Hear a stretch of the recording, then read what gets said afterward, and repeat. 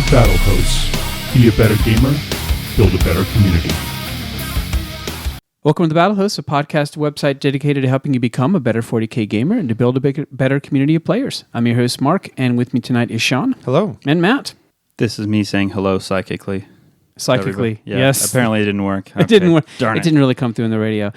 Today we're talking the psychic phase. So this is another one of our series of Tactica podcasts, basically just about how to improve your game. And so we're going to cover the basics of the psychic phase today. But before we get started, if you like what you hear, subscribe to us on iTunes to catch all the latest episodes. You can follow us on Facebook under The Battlehosts.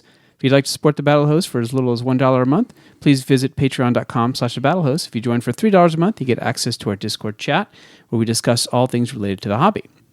All right, so in this episode, where it's all about the psychic phase, we're going to cover the rules and some of the probabilities behind casting psychic powers. We also talk about the various types of psychic powers and how you should use or plan for the psychic phase in your games. So even if you don't actually have psychers, typically armies with robots, Tau and Necrons and AdMech, they don't do psychic. Beep, boop, what is psychic? But they should probably have some kind of plan for it, at least to understand how it works. Mm-hmm. All right. This is the final phase to be covered. So we've actually covered the deployment, we've covered movement, we've covered shooting, and we have like a two-parter on the assault phase. So this is the final one to kind of finish out our... I don't actually know why we went in the order that we did, but this is the final one. So if you want to hear other phases of the game, go visit those other podcasts to get your feel of the different types of tactical podcasts we've done. Now, before we get started, let's hear a word from our sponsor, DGT. We all love Warhammer 40K, but sometimes games just take too long. Using a game timer is the best way to make sure games finish and for both players to get an equal amount of time. Check out the Easy Game Timer from DGT, manufacturers and designers of the timers officially sanctioned by the International Chess Federation. It's simple to set up and customize, and your settings are saved when it's turned off. It's easy to use with a large moving lever for changing turns and a clear digital readout. It's the most affordable and high-quality game timer on the market and is the choice of most 40K events. Whether you want to practice before a big event or you just want to be a better player, the Easy Game Timer from DGT is the perfect game timer for your 40K events. The DGT Easy Game Timer is available from many online retailers. Wholesale pricing is also available for tournament organizers. Check these fine clocks out at dgtnorthamerica.com. Speed up your game and improve your play with the Easy Game Timer from DGT. And we're back. So the psychic phase for a few armies is really important in the game, while for some armies it's just not a thing at all. So, like I said, the robots, plus Black Templar and Dark Eldar don't really use a psychic phase.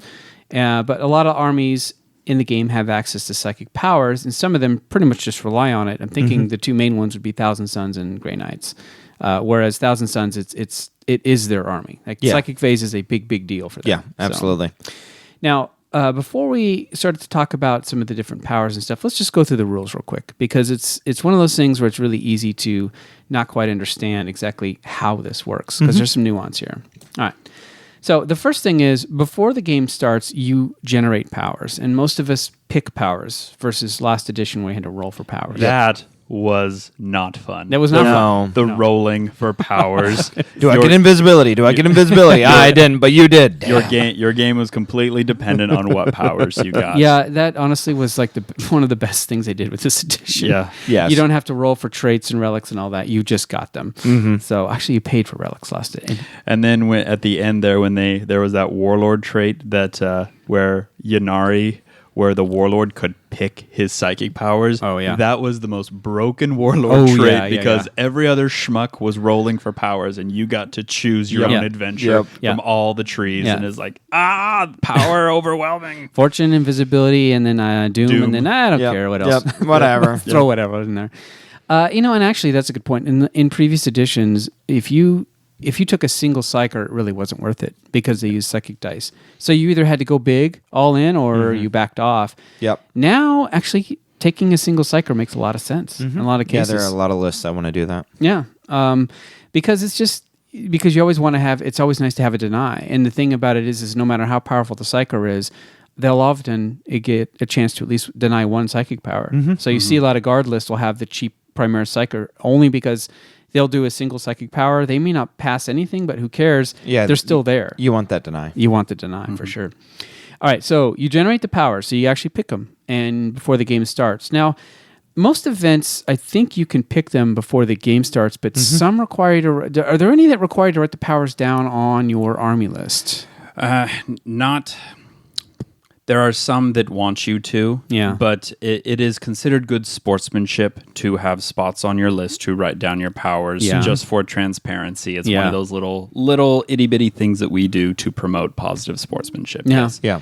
Now there is kind of an asterisk to this, to where there's chaos stratagems, the familiar stratagem where you can swap a power. Yeah. Okay. Yeah. So that may make it, which is good because most people have to know that a chaos they could swap powers. Sure. But yeah, it's a good. You have a list and you hand it to somebody. It's good to say, here's what I'm taking. This particular model has this particular model, because it's really easy to get completely mixed up with what model has what. Yeah, and if you're writing it on your list, do that at the same time that you're picking secondaries. Yep. Right. Pick your second powers, pick your secondaries, that kind of stuff. Yep. And your warlord. Well, actually, warlord traits usually have to be written down. Yes. And your relics. And your free relic. And your free relic. Yep.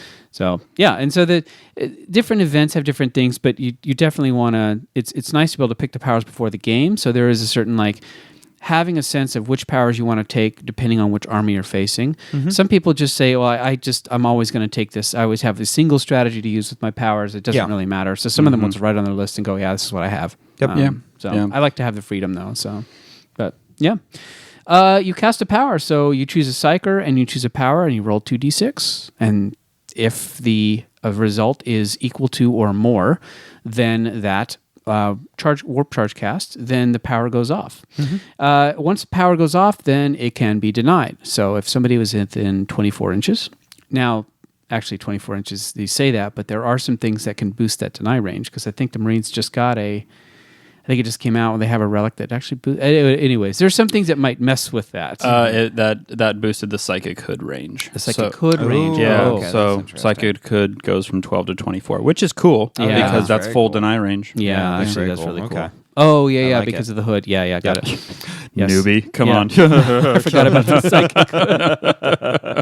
Now there is a misconception. Some players will try to get you on this, whether or not they know the order of operations when it comes to psychic phase is. I don't know, but they will. You can ask, okay, this power goes off. Would you like to deny? And many of them will ask, well, who are you casting it on? And I do not need to tell you that because that is the next step in the order of operations. Yes. With the psychic phase, you do not have to tell somebody who the target of said power is.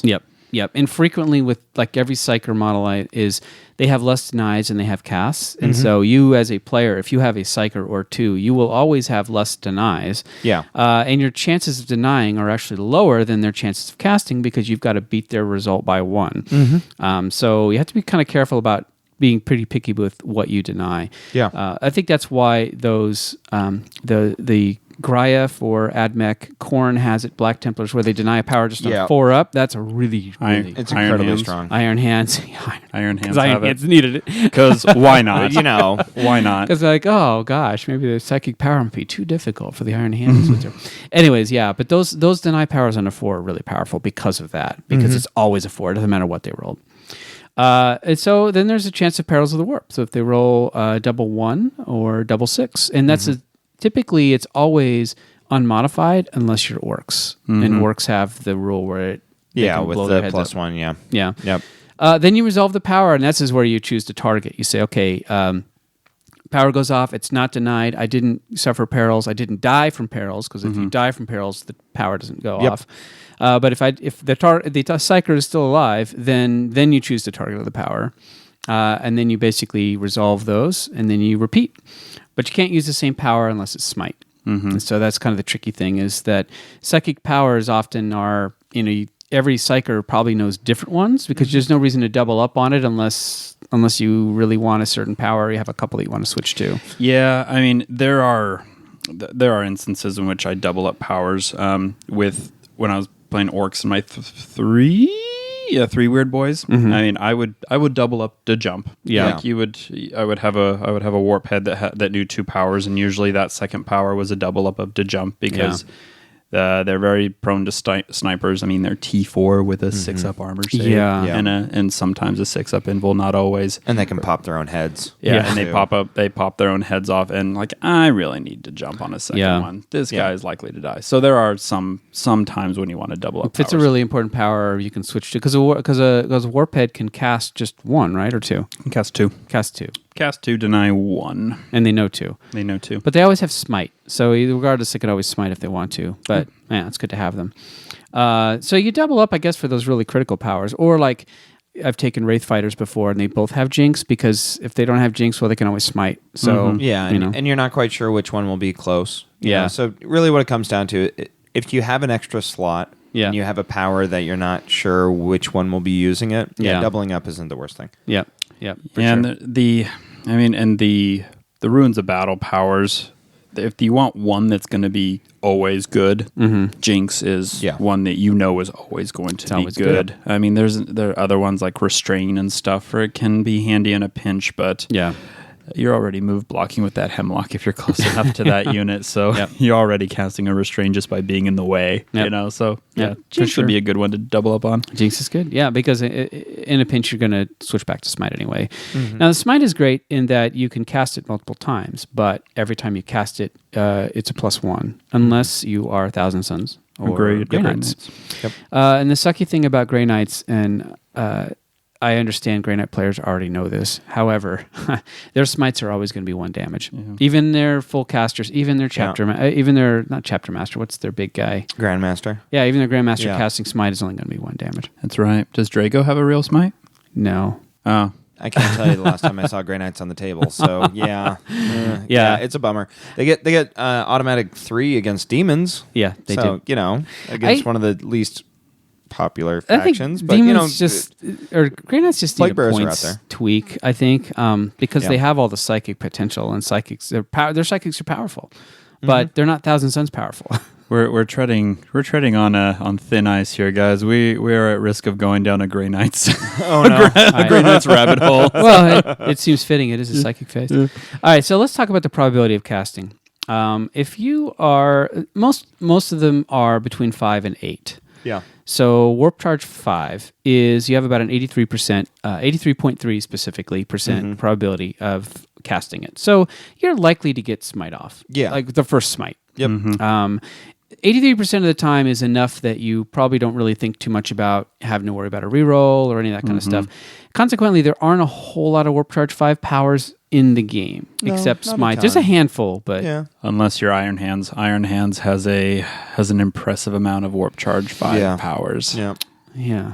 Yeah, Oh, the it's always- repair one is 5. Oh, that's true, The yeah. +1 to save, I think, is 5. Yep. Generally, I feel like Warp Charge has gone down as the edition has gone on when they continue to release psychic powers.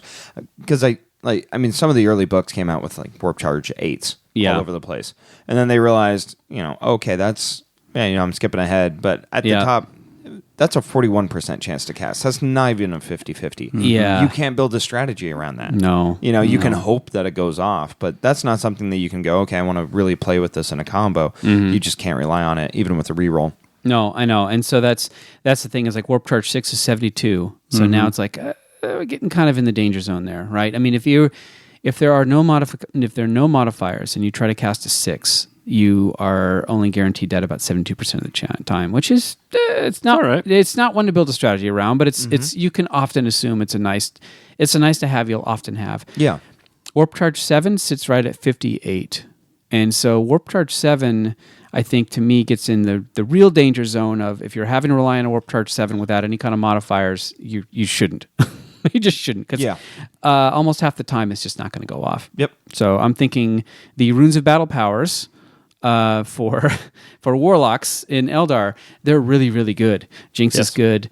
Quicken is good. But there's only a handful of ways to modify that. One is a Seer Council strat. The other is, I think, Bill Tan you can actually give it a relic where it's a +1 to cast. +1 to cast on Smite, I think. Man. I may be wrong on that, but I think it's only a +1 to cast for Smite, and I think it's Ulthway. Yeah. Ulthway that gets it. And then also Warlocks can extend their range, but the problem is Warp Charge 7, I think if it's something you really want, you're going to need to look at some kind of way to modify that. Yeah. And a Warp Charge 8 is just, to me, it always feels like a Hail Mary. It's a 41%. So, And there are a few Warp Charge 9s out there. are they really? Yeah. Are there? I think so. Yeah, I and that's don't know 20. any. That's 27%. That's not. That's just. I thought that there were 2. I didn't know Would be that there were Vortex. any. Vortex is Vortex 9? I thought That might Vortex be 8. I think the Suns have a 9 because they're carrying so many modifiers. Yeah, it's the modifiers that make a difference. And that actually brings up my next point is that when you just look at this kind of a probability chart, picking up a +1 on your psychic casting is so massive. Yeah. That is a massive bonus to have a +1. There are some models that can do it, that can get it. And just having that, if you're going from an 8 to a 7, you just picked up 17% a chance. From a 7 to a 6, you're picking up a 14% chance. So they're massive chunks to help you out. Yeah. And if you modify, basically, let's just think of the modify. Obviously, will boost it up and down. But let's say with a CP reroll. So let's say you keep a CP reroll. You have a single dice roll that you can roll. Now, of course, Eldar can roll 1 or any, so which is super powerful. But if it's a Warp Charge 5, right now, Warp Charge 5 is 83%. So it's going to go off with a CP reroll that goes up to about 95%. Yes. Now So you are able to rely on Now that. you're relying on it. With a Warp Charge 6 with a CP reroll, it's about 90%. Still rely range. Which is pretty reliable. Yep. Warp Charge 7 with the CP reroll is about 80%. Or if you're casting Runes of Battle Powers, it feels like it's a 0. It's much less.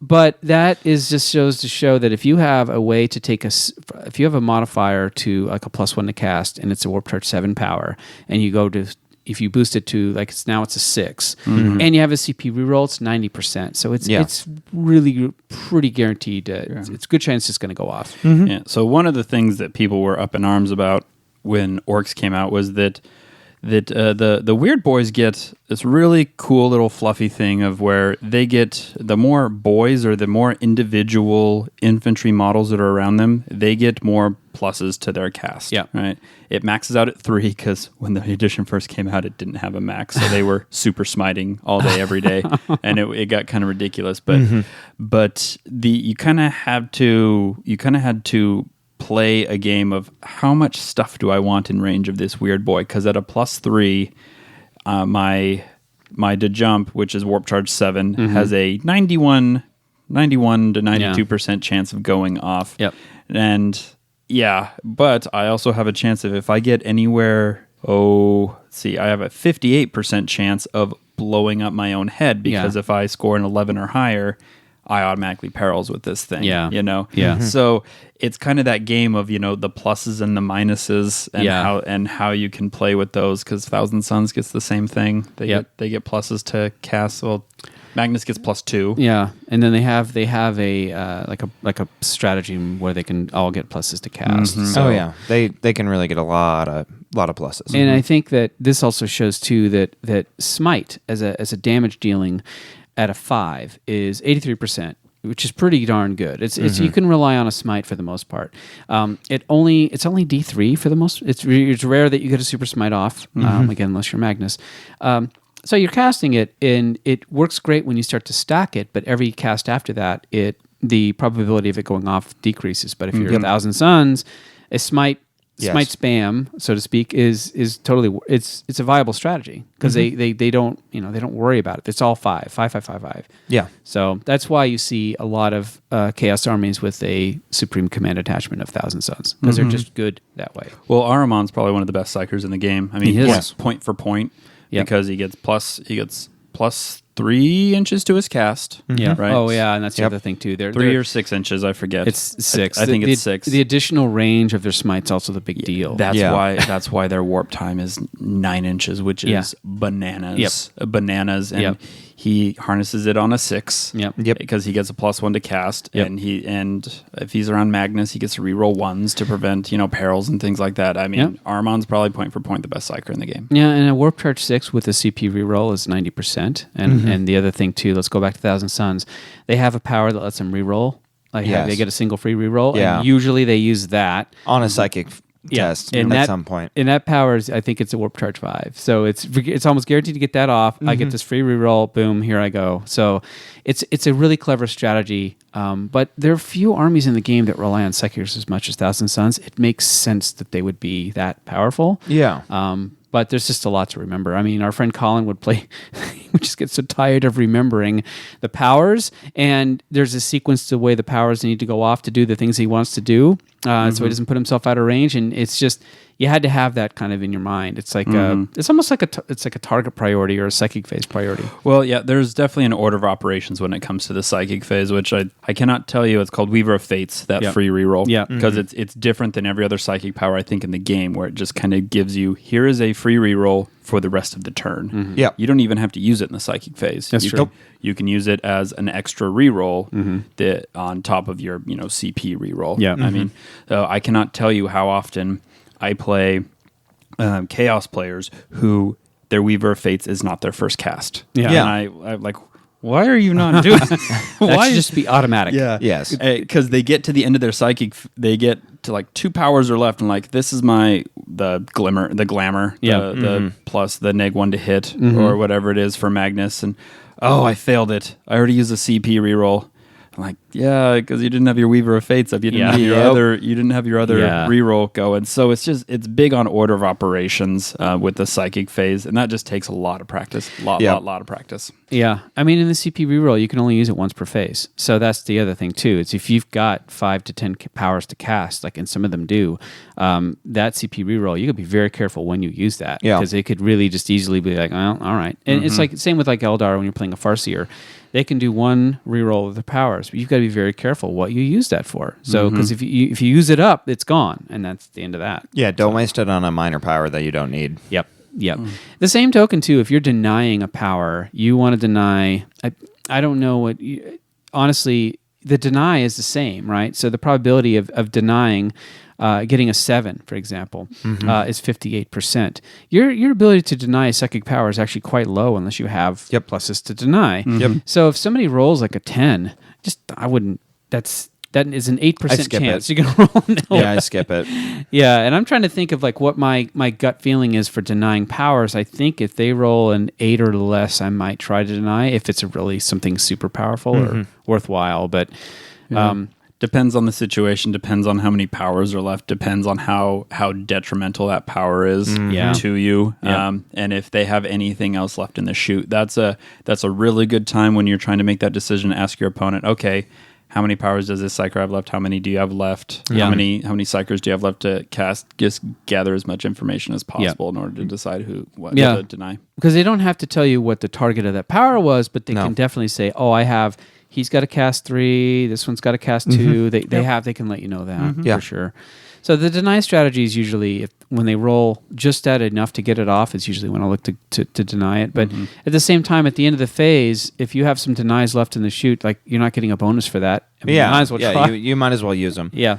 Yeah, for me, it's always a case of identifying when they're picking psychic powers, which of those are going to be the most detrimental to me. And those are the ones that I'm watching out for. Typically, if they're doing their job, they're going to be near the end. If they're trying to get me to go out of denies, or if they're worried about rerolling, they might put them at the beginning. Yeah. So then I'm have those powers that I'm paying attention to. If that power hits with a low number, I want to go after that one. Yeah. Let's say you have a sequence of powers that you want to get off. Typically, in the order that you put it in, it's just kind of a feeling thing. And like you said, Matt, the simple ones you want to get out of the way first of all. But the CP reroll, there are certain powers you should have in your head that yes, this one needs to go off. And I have to save it for this. If you have a psychic power that's going to determine how the rest of your psychic phase is going to be played, that's fair. Yeah, do that one first. Yep. If you need a psychic power to go off for all the buffs that you're giving the unit to make sense, right? Because if you don't get those buffs off, and then or you get the buffs off, but you don't get that power off, and then you got a buffed up unit not able to do its job. So that one you're going to want to put at the beginning, so that if it doesn't go off, you can change your strategy and you can use those casts for something else. Yeah, and oftentimes you'll see. I'm thinking, the old Yannari, which they don't have anymore, but you'll buff up a unit and then you'll warp time it or quicken or you'll move it after that. or to jump it. That happens afterwards, and if they're out of range, they're out of range. Yeah, You're not doing anything. And that one you had to because that, Yeah. that bike unit's going 22 inches away. Yeah. Yeah. So you for sure. have to buff it at that point. Yeah. For sure. All right. So basically, I think with the reroll strategy, if it's a warp charge 7 or less, you're going to reroll the dice with anything less than a 3. So if you roll less than a 3 and then it's a warp charge 7, but if it's a warp charge 8 or more, you need an 8 to go off. It's just really don't bother with the CP reroll because you're not going to get it. If you fail to do anything with that, unless it's a 1, I wouldn't bother to CP reroll the second dice. Yeah, and you're talking less than a 3 on a single die. On a single right? die, yes. Yeah. Yes. Yep. So anything, if it's a warp charge 7 that you need to get off and you roll your 2 dice, your CP reroll, if it's less than a 3, fine. If it's a warp charge 8 and you fail to get off, I wouldn't even bother because that's warp charge 8 are one of those this is assuming without any modifiers. You need an 8. Those are like Hail Marys. Those are nice, but you don't build a strategy around them. Yep. For sure. If you got a 5 or a 6, you can go hunting. Yeah. But if it's a 4, Yeah, I'm going to worry about it. unless I really need that power. And I've been there. I've been there. Yeah, for sure. All right, let's talk about the different psychic powers. The first thing we have is damage powers, which the great thing about most of in fact, I think all of the psychic powers, they're all mortal wound based, right? I can't think of a damage power that isn't a mortal wound. They used to have goofy stuff in the old edition where it's like, this is a sword that does this stuff. But for the most part, it's all mortal wounds now. Yeah. You have smite, which is great. Smite's good old. It's easy. Like I said, it's reliable to get off.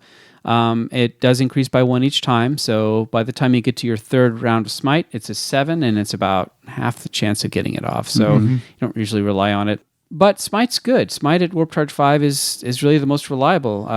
But the thing is, you need to be the closest, and it's an 18-inch range. Yes. And that's tricky. That's not easy to do. It's limited. Unless you have like a Hemlock, which is a flyer, or you have Thousand Suns, which has the +6 to the range. But then you have things called targeted smites. And these are, if smite's always the closest unit to targeted smites, kind of like they're not as many, but they're usually warp charge 8. These are the ones that cost It's like Doom a little Bolt more. for Chaos. Doom Bolt is up there as far as warp charge cost, but you can specifically point to a character. Yeah. And Doom Bolt that character. It's a targeted smite. And Yunari has one as well. They have a targetable smite as well. Yep. But the thing about those is you're only doing it's just D3 damage for the most part. I mean, it's rare, but it's enough. It's quite significant just because it puts pressure on your opponent. If you get that 1d3, a lot of characters are now at risk of it. If it happens again, they're dead. Yeah, they get it twice. Yeah. You know, like for a 4 or 5 wound character, they really don't want to eat 2 of those. That's true. And that will get your opponent sweating. Yeah, you know? that's true. If he goes off once, the second time, all right. Yeah, and then if you're doing it against another psyker, I've had this happen to me where my librarian got hit by a targeted smite. Yeah. And then went to go cast, and I had already used my reroll on another librarian perils. Yeah. And so I perils on a double 6 on him, and he exploded. Oh, and it was because of the targeted smite that had hit him. So just chipping wounds off of characters will get people really, really worried. Yeah, we should talk to really briefly. We kind of went through the Perils of the Warp, but Perils of the Warp, if your Psyker dies as a result of Perils of the Warp, it's nasty. It can be devastating because a lot of the time those Psychers are hanging out by each other. Yeah. And they do D3 mortal wounds all the way around the 3-inch circle. There. Yeah. And it's a huge problem. Yeah. I have beat Thousand Suns players based on Ahriman. Perilsing. Blowing up his own head. Yeah. And like that Demon Prince dies, that Demon Prince takes wounds, that Sorcerer takes wounds. It just blah. The worst case that I had was at Boise Cup last year. I was in a close game, but I was doing well, right? And I was like, okay, I'm going to be able to get this last turn. I think I'll pick up a lot of points. I'm going to squeeze out the win here. And then my Psyker periled and exploded, and then knocked the last 2 wounds off the Leviathan next to him. Yeah. And the Leviathan exploded. and the Leviathan explosion is 9 inches. Just the entire core of my army, all of my characters took 2d3, and just the core of my army was gone. Yeah. So yeah, it can be devastating. Yeah, and because often too, when you have psychers, you're like you said, they're in a castle. They're moving around it because they're characters. You want to protect them. Yep. So you have screens out in front. You have these kinds of things. That's kind of the way the gameplay is now. Unless you are a Farseer and you ignore those mortal wounds That's- on a 2-up. On a 2-up. That's actually really powerful because so many psychers, when they start casting, like a Thousand Suns player knows they're going to perils at some point. They know Yes. what's going to happen. And I've even seen, like you, Matt, when you play, you have a, what is the medic? The orc medic. A pain boy. Just because all right, they're always going to perils once. If they perils twice, they only have 5 wounds, right? I think. They only have 4 wounds. The 4 wounds. Yeah. So They're likely if dead. they perils more than once, they're dead. So you've got to keep healing them or something because otherwise, or having them that protection against it. And Mad Dog used to be a boss when you could charge your opponent in their charge phase before they declared charges. Yeah. When that rule still existed. But the ability to 6-up feel no pain for Oh, it's a 6-up feel no pain, yep. 2 units of 30 boys didn't hurt. I'm not going to scoff at it. Yep. But his ability to heal a weird boy, and if you really, really needed it, you could pay a command point to have him heal again. Yeah. Yep. So yeah, he was he's a very good a very good one to Because bring a with weird you. boy with 3 wounds left is dangerous. At that point, he's kind of dangerous because he's probably gonna. And that's I've seen orc players just stop casting with him. He's not going to go anymore. I don't want to blow him up. Yep. So there are conditional damage powers, which are kind of cute, where it's like roll. I'm thinking of Thousand Suns have several of these. Yeah. Roll a bunch of dice, and all 4-ups are mortal wounds. Yeah, that roll kind of 9 stuff. dice, and every 6 is a mortal Yeah. wound. Or roll it. You and your opponent roll a dice and add their respective leaderships of that psyker. Yeah. Space to Marine's got a lot of that. Yeah. And if yours is higher, you give them a mortal wound. Yeah. And like the Harlequin power, where you just Harlequin. keep going and Yep. going and going until the person beats you. Yep. Yep. And I would love to live in a game system too where the leadership matters, but just so far They're trying so hard. They're trying so hard to They're make leadership a trying thing. it, but it just doesn't work like it. I don't know. Yeah. And then you have kind of it does a damage, but it also has a debuff, and these are actually really powerful. I'm thinking the Thousand Suns one, which does damage, but also halves the movement. The Phobos librarians also have a power that reduces movement like that, and I think Yep. it does damage as well. Yeah. Dark Angels have a take a mortal wound and you fight last, which Yeah. is really good. Yeah. So there's a lot of those sorts of things where the damage is they have gone out of their way to come up with all kinds of variations of rules for causing a mortal wound via psychic power. That's essentially it. Oftentimes, every psyker knows smite, so that's usually good enough. You don't really. It's rare to see, like if I have a single psyker, let's say I have a single Space Marine librarian, usually you don't give them all damage powers because damage is nice, but they're usually, unless you're really building an army around it, like Thousand Suns or even Grey Knights, you're for the most part they're just kind of like, oh, and I'm in range of smite, I'll go ahead and smite. Like Yeah. it's almost an afterthought. Half Yeah, the there's a time. tipping point. Yeah. One psyker kitted out for damage. 3 psychers kitted out for damage Yeah. with targeted smites, which is Thousand Suns. Yeah. Suddenly you're going, okay, Yeah. you're going to be coring out characters from behind screening lines and things like that. That's So, the key part of the strategy. Yeah. Yep. For sure. But honestly, the damage is usually 3 to 6 wounds. So having a single psyker that's only doing damage, it doesn't make a lot of sense just because there's always the range is usually short. Doing D3 wounds is fine, but usually you take psykers for other things, and that's kind of where we get Yeah. to the next part. Yeah. Exactly. You take psychers for other things now. If you guys will remember the early days of 8th edition, the The smite that just went off. Malefic- the Malefic Lords that were 35 points. Oh, yeah. And people would, bring 8 or 10 of them. Smite. And just smite the living daylights out of you. Smite did not degrade. It didn't. It wasn't. It didn't reduce or increase in warp charge value at all. It was just smite, and those lists dominated. Yep. Because it was mortal wounds. It was guaranteed wounds. It would just destroy everything. Yeah. So, but Yeah. Nowadays, Thousand Suns are the only ones that can do that, really. And they don't have access to. They have Cheap sorcerers, psychers. but they don't really have cheap psychers like those No. Malefic Lords. Not 35 points. Yeah, there's a reason the Supreme Command Detachment is 2 Demon Princes and Ahriman. Yeah. You know, Because those are such a high good, value models plus Yeah. high value psychic powers. plus high value. Yeah, and for sure. So then, the different class of powers. Now we have buffing powers, and these are the units that basically powers that buff up a unit. So they might buff up the strength or toughness or attacks or leadership, which no one said. You can give Fearless for Warp Charge 5 and Imperial Guard. I've used it. Yeah, fearless is one thing. Buffing leadership by No, such yeah, as buffing such. leadership is bad. It's a little bit, and I don't. It's hard because you sort of have to anticipate something's going to happen the next phase for that to be worthwhile. Yeah. So it's kind of like, Well, and typically the leadership is attached to something else. Like Might of Heroes gives you +1 strength, attack, toughness, and leadership. Yeah. Right? And so Yeah. you pick it up right there at the end. Yeah. And you're not casting it for that part. yeah, and that's why Might of Heroes is good, right? 'Cause it's doing all those things. For one model, though. Yeah, the for big- one model, for one not a unit, single for a model. That's Yep. always the Yes, downside. and of so that. that's the thing is when you look at buffing powers, you have to be very careful about does this say model or does this say unit? Because if it says unit, it's really powerful. Yes. If it's a single model, then you're going to have a single model kitted to actually receive those kinds of buffs. Yeah. So buffing powers are really these are where you have a plan, right? You have a plan how to use these kinds of things. You can buff saves, which is always nice. You can heal wounds. You can buff movement. Or you can do bonuses to hit / wound, typically. And this is essentially what sort of the buffing is. And the great thing about it is right now, there is no limit to how many powers you can stack on a single unit. Yeah. Which, that's odd that they've never really sat down and... I feel like that's the one thing they could do to really... it would change the game a lot. Is it to is it do a that. problem though? I don't think it's a problem. I don't think it's a problem. So It even was with Bulgren, but they fixed it. I mean, Yeah. if you were to limit it, I mean, it would like a reasonable amount would be like 2, Yeah. or maybe Yeah. 3 or something. And I don't know of any unit that is really worth throwing more than 3 buffs at. I mean, even Magnus only takes 2. Yeah. Glimmer and the one that gives him a 3-up invul. Morty Yeah. only gets 2, right? Yeah. Yeah. Typically, yeah. Gets miasma and gets something else. I mean, Well, yeah. So like your Shining Spears, Fortune, and... they get fortune and they got protect. Yeah. And then maybe Quickened them.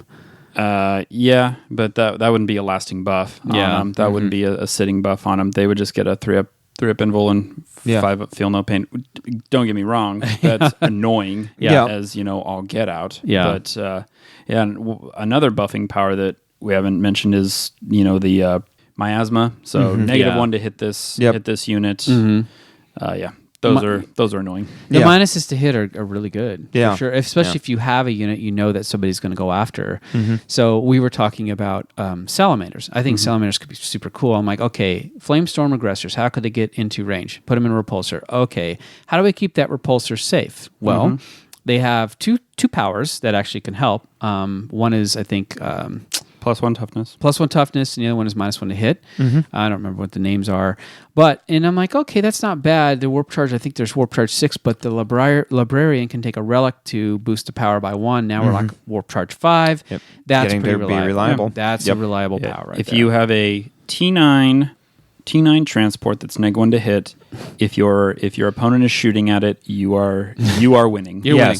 That is not a smart target. Yes. Or no matter how many last cannons you have. Yeah. I Yeah. mean, you better have a lot if Yeah. you want to kill that thing. Yeah. Played with a model similar to that. It wasn't a transport, though. It was in Ultramarines. You could do the same thing, toughness 9, Yeah. -1 to hit Leviathan. Yeah. And the Leviathan's carrying the invul and save, but still, people just chose not to shoot at it. Yeah, and that's fine because you need that to do something. So Exactly. you can buff a power up to make it super lethal. You can make it super durable.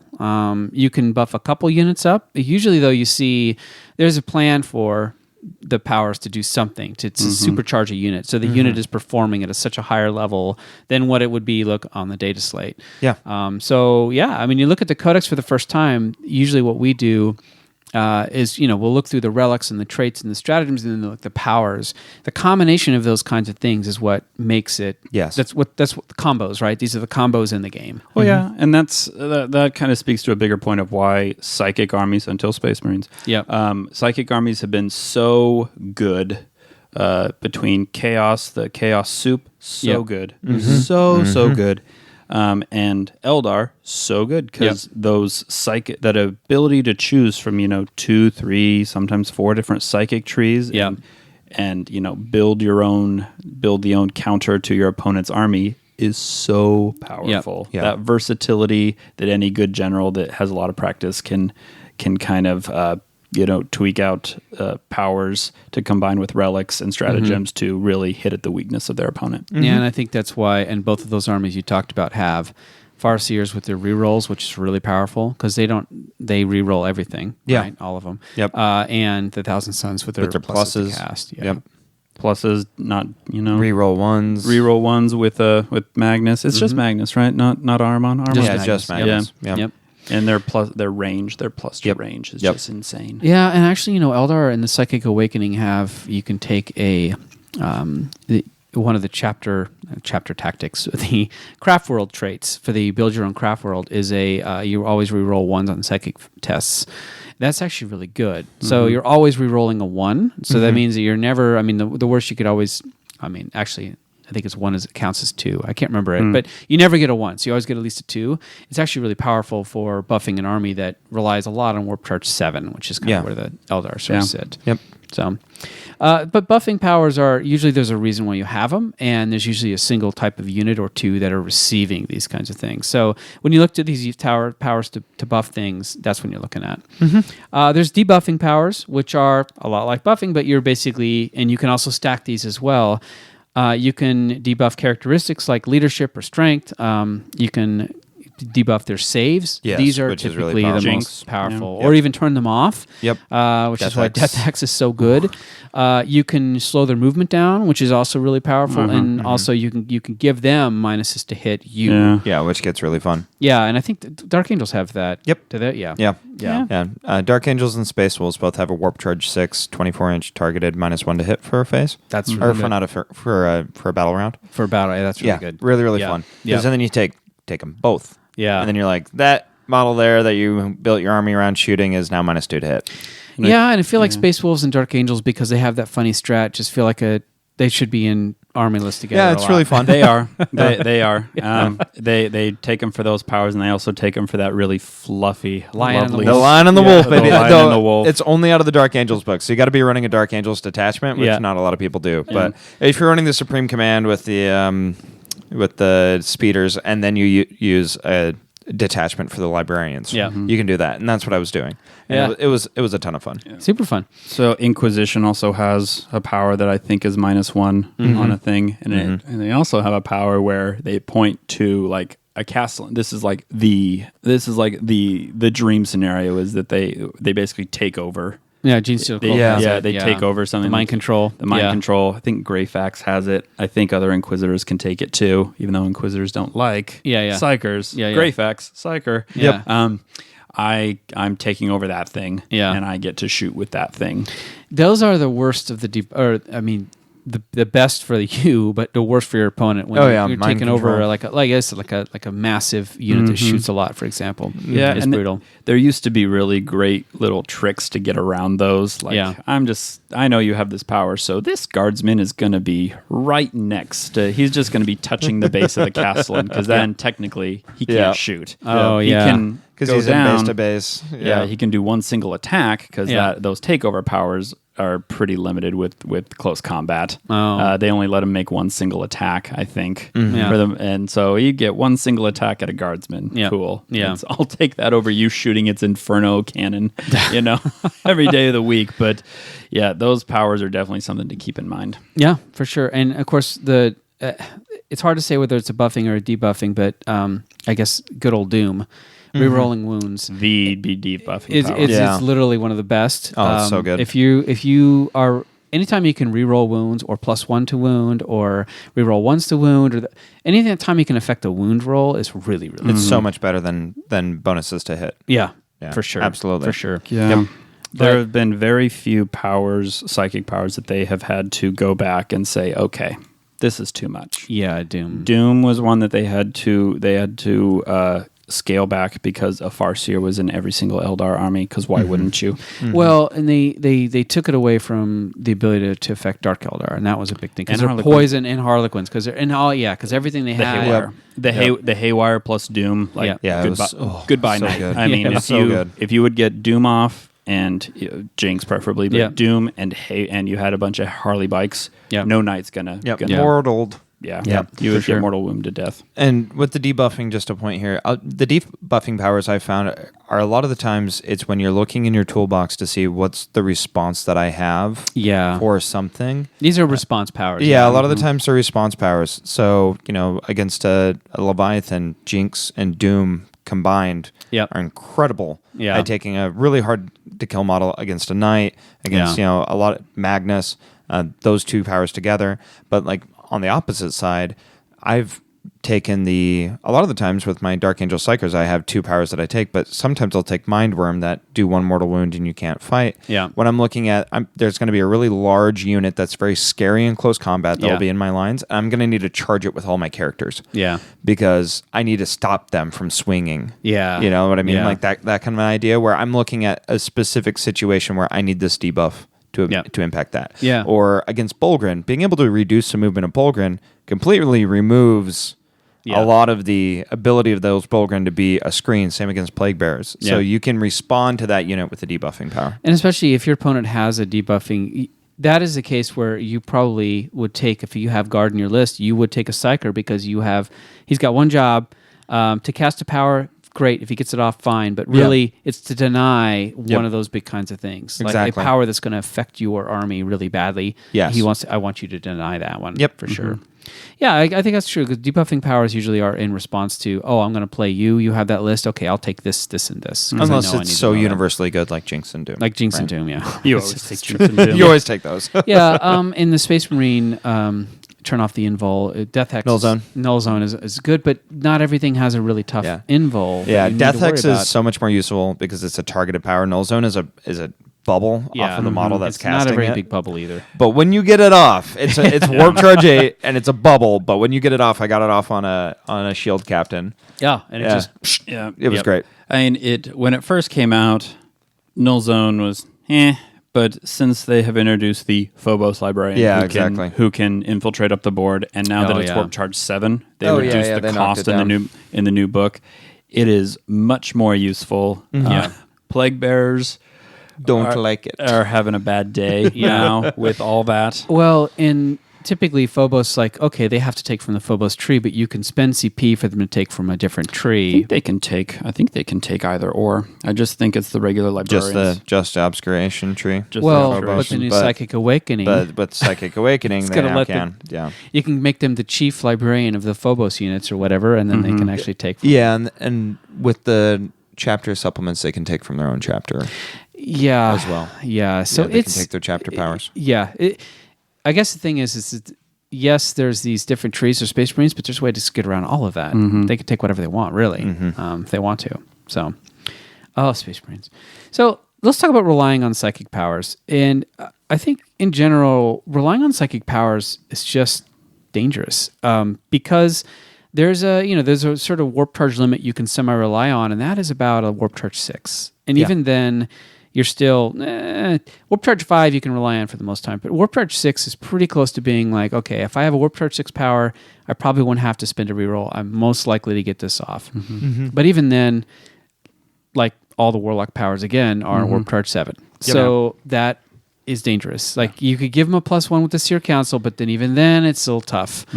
So I think relying on psychic powers, it's something that is nice to have, but I don't think you build an entire game plan around it unless you have ways to kind of get around. Like you always have to assume you're going to fail. Like just assume you're going to fail that psychic power, then what?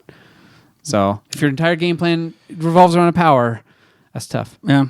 So I'll speak to this one because played 2 of those armies where if you did not get off a certain psychic power, you were in big trouble. Yeah. When Ynnari were in their heyday, they were winning a lot of games, but there weren't a lot of people playing them because they were very difficult to play. Because they were so reliant on the psychic phase. Yeah. Now, there was ways that you could mitigate it. The Bealtan thing that you were talking about, Mark, was the Spirit Stone. Oh, the Spirit Seer could take it. The Spirit Seer could take it, or a Warlock could take it. You never saw it on a Warlock, even though hindsight being 2020 probably would have been pretty good on a Warlock. that would have been something I should have done. Anyways, like a year ago when you could still play that. Yeah. Your game was so reliant on buffing Shining Spears and quickening them up into position to where they could move 44 inches, charge, absolutely kill something, destroy or wrap something. Yeah. Preferably you'd destroy something and then get out of dodge. Yeah. That was the plan. If you failed that warp charge 7 power, you were in big trouble. Yeah. But that Spirit Stone allowed you to re-roll it. Even though you had that re-roll, you still failed it. Yeah. Still In happened. those games, you would fail. Remember playing a Dark Angels player with 3, or the Good Flyers? The Talon Masters. Dark Talons. The Dark Flyers. Talons. Sorry. Failed quicken right in the middle of the board. And they're dead. I'm like, yes, good game. I ended up winning that game at the end with the other unit of Shining Spears that didn't die horribly. But that sinking feeling of I have 4 powers I'm going to cast. Mm-hmm. I need at least 2 of them to go off. Yep. If 2 of them do not go off, I'm in big trouble. Yeah. Type thing. Or I need 3 of them to go off, and if 3 of them go off, it's a big problem. You are completely and utterly at the will of these few powers, these few dice rolls. Yeah, and I think really when you think about like psychic powers, there's not a lot of difference between them and say a stratagem, right? It is just an in-game effect that has this, except that stratagems, unless you're playing against Blackheart, Dark Eldar Blackheart, or a Gene Stealer cult, they're guaranteed to go off. Assuming you have the CP, right? Yeah. So there's a cost to it. Relics and traits always work. Like I don't think there's anything that breaks a relic or a warlord trait. So those things are often basically you can assume that you can get those. Even then, I think if you're going to an event, you don't see as much Gene Stealer or Blackheart as much now, but you wouldn't really ever want to rely on a single stratagem because there's always the one army, if you're going to run into them, that can shut that down. That shuts it down. And I mean, just to kind of build on that, my game with Brandon Grant and SoCal Open last year at the final table, I mean, that first turn gambit, like I Leroy Jenkins a Warlock and a Farseer on bike up front there, and Seer counseled them, did all the things you were supposed to do, jinxed the Castellan, went just fine. Doom went to doom him.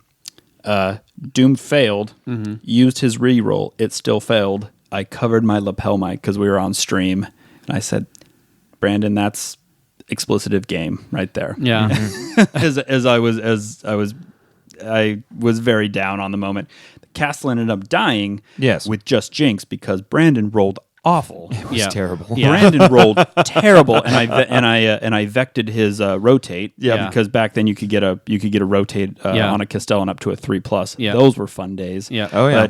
But I was able to keep his invul at a 5. Yeah. And just shoot everything into it. He eventually died, but man, not having that Doom go off, it dramatically changes your game plan. And if those stratagems don't go off or those psychic powers don't go off, it is all contingent on how well you can alter your game plan mid game. Yeah. And that's why I think a lot of people don't play psychic heavy armies, because a lot of people cannot do that. Yeah. It is required for that because psychic powers don't always go off. Yeah, and I think that it's hard because you see a psychic power and you go, "Wow, that is great. I'm going to use it for this, this, and this." And I'm like, "Oh, Salamanders! I'll make a repulsor, like unkillable." Yep. But I'm like, "There's going to be games when that doesn't go off, and that thing's going to die turn 1. Yeah.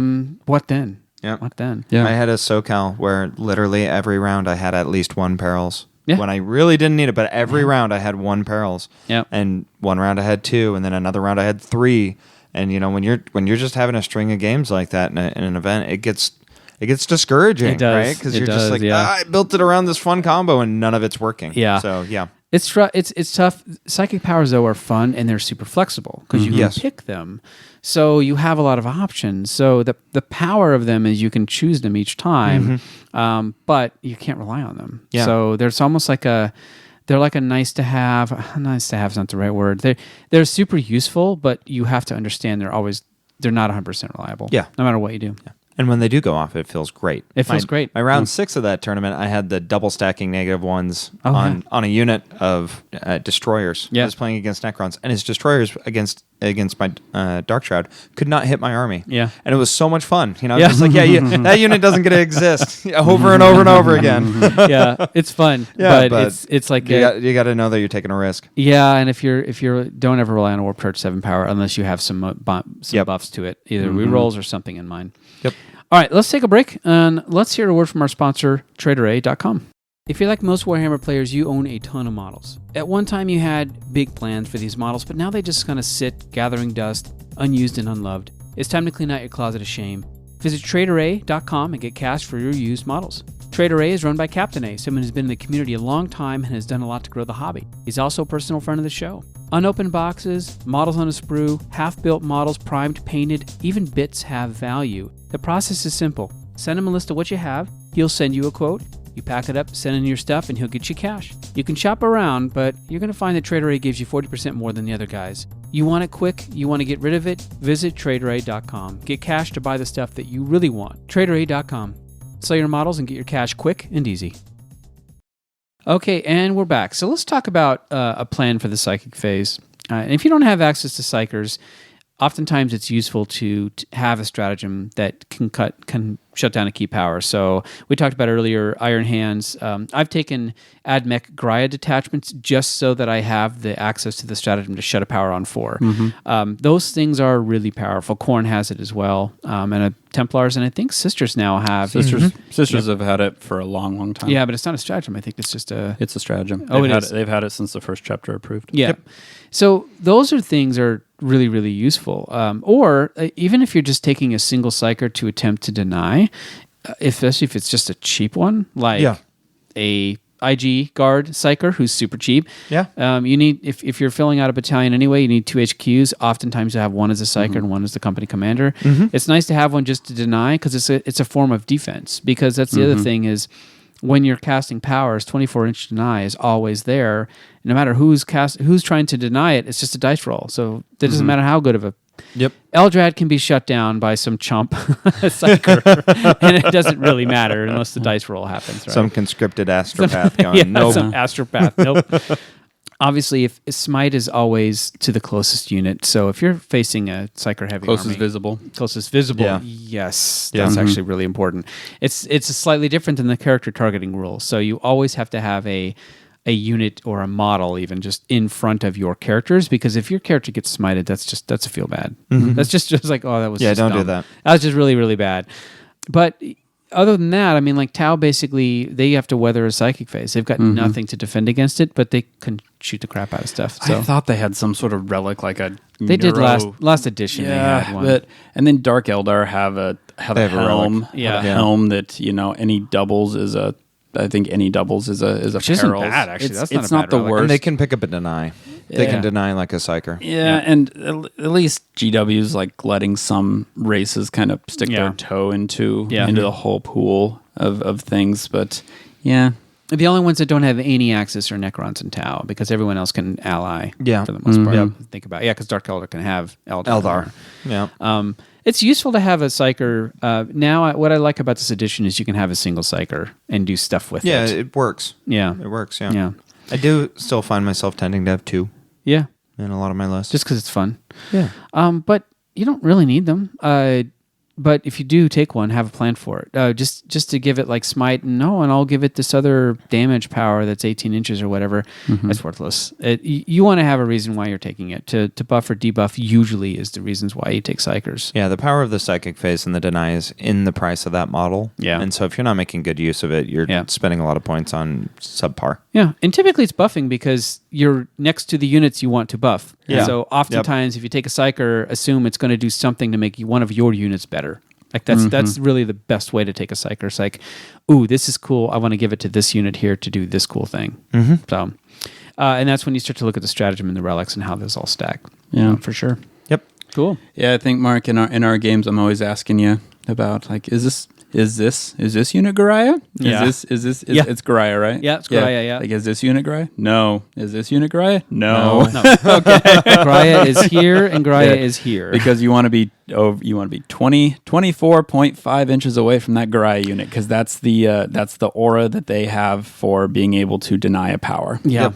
Yeah, and that's just flat deny anyway, and also I think that's why buffing powers are more popular, because if you're in a range to be denied by another psychic power, you're mid board, and that's halfway through the game. But for the first 2 turns, you should always be out of deny range.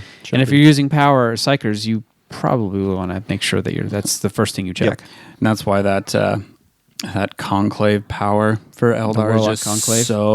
so powerful. Where you pay a command point and it doubles the range of a power. So good. You have 36-inch Jinx and.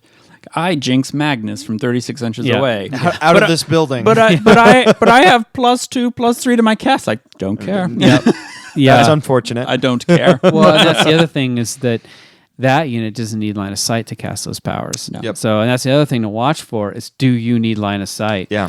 So, And a surprisingly little amount of powers do. yeah. A lot of buffing psychic powers, especially, you don't need it. Yeah. And I encourage everybody to, if there's debuffing powers that do not require line of sight, I would ask your opponent to show you that, because GW keeps us guessing. Yeah. Because if you look in the one that I'm thinking of right now is not the Eldar book, because nothing requires line of sight in the Eldar book, which is silly. I will be the first one to say that's silly. Yep. Yeah. The orc powers, they mix in like Warpath +1 to +1 attack for every model to each model in the unit.